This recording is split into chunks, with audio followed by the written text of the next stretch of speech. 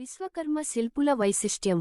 అమరావతి రాజగృహంలో బుద్ధుడు నాలాగిరి ఏనుగును శాంతింపజేసిన ఘటన అమరావతి శిల్పకళలో అత్యంత నాటకీయమైన మరియు ప్రభావశీలమైన కథా దృశ్యాలలో ఒకటి. ఈ గుండ్రటి శిల్ప ప్యానెల్ మొదటగా అమరావతి స్తూపం యొక్క వేదిక లేదా డ్రమ్ అలంకరణలో భాగంగా ఉండేది. ప్రస్తుతం ఇది గవర్నమెంట్ మ్యూజియం చెన్నైలో భద్రంగా నిల్వ చేయబడి ఉంది. ఇది సుమారు సాధారణ శకం 2వ శతాబ్దానికి చెందిన శిల్పం. ఈ శిల్పంలో విశ్వకర్మ కళాకారుడు బుద్ధుని జీవితంలోని ఒక ప్రసిద్ధ సంఘటనను ఎంతో జీవంతో, చలనంతో రాతిలో చెక్కాడు. ఈ కథకు నేపథ్యం ప్రాచీన మగధ రాజధాని అయిన రాజగృహం. ఆ సమయంలో గౌతమ్ బుద్ధ తన భిక్షువులతో కలిసి పట్టణంలో భిక్షాటన కోసం వెళ్తున్నారు. కాని ఆయనకు బంధువైన భిక్షువు డేవిడెట్ట అసూయతో ఆయనను హత్య చేయడానికి అనేక కుట్రలు పన్నాడు. వాటిలో ఒక కుట్రగా అతను రాజగృహంలోని రాజ ఏనుగు నాలాగిరికి మద్యం తాగించి ఉగ్రంగా మార్చి, బుద్ధుడు వెళ్లే మార్గంలో వదిలేశాడు. అమరావతి శిల్పంలో ఈ మొత్తం సంఘటనను ఒకే గుండ్రటి ప్యానెల్లో 2 భాగాలుగా చూపించారు. మొదటి భాగంలో పట్టణ ద్వారం నుండి బయటకు వచ్చి ఆ ఏనుగు రాజగృహ వీధిలో ఉగ్రంగా పరుగెత్తుతూ కనిపిస్తుంది. దాని భారీ శరీరం ముందుకు వంగి ఉంటుంది, సుండం పైకి లేచి ఉంటుంది. దాని కాళ్ల కదలిక చూస్తే అది భయంకరంగా దాడి చేయబోతున్నట్టు అనిపిస్తుంది. అది నేరుగా బుద్ధుడు మరియు ఆయనతో ఉన్న భిక్షువుల వైపు దూసుకెళ్తోంది. ఈ దృశ్యంలో ఏనుగు యొక్క క్రూరత్వం మరియు పట్టణంలో వ్యాపిస్తున్న భయం స్పష్టంగా కనిపిస్తాయి. ఈ దృశ్యంలో ఏనుగు తన మహావత్ను కూడా సుండంతో మరియు శరీరంతో కొట్టి నేలపై పడేసినట్టు చూపించారు. మహావత్ నేలపై పడిపోతాడు మరియు అతను ఏనుగు కాళ్ల కింద నలిగిపోవబోతున్నట్టు కనిపిస్తుంది. విశ్వకర్మ కళాకారుడు ఈ క్షణాన్ని చాలా నాటకీయంగా చెక్కాడు.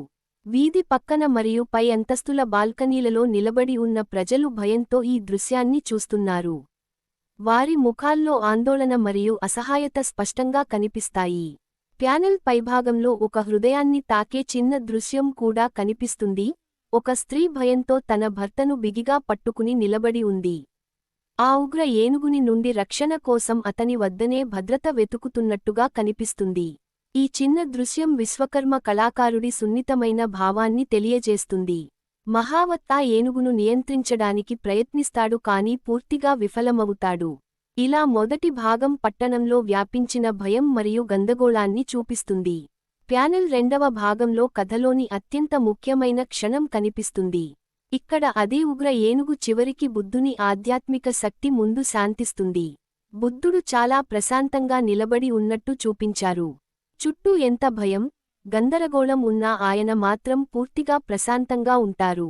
ఆయన దగ్గరకు వచ్చిన వెంటనే ఏనుగు కోపం తగ్గిపోతుంది.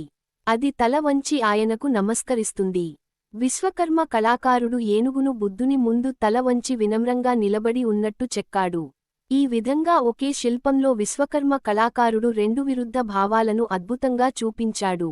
మొదటి భాగంలో భయం మరియు అల్లకల్లోలం, 2వ భాగంలో శాంతి మరియు ఆధ్యాత్మిక విజయం.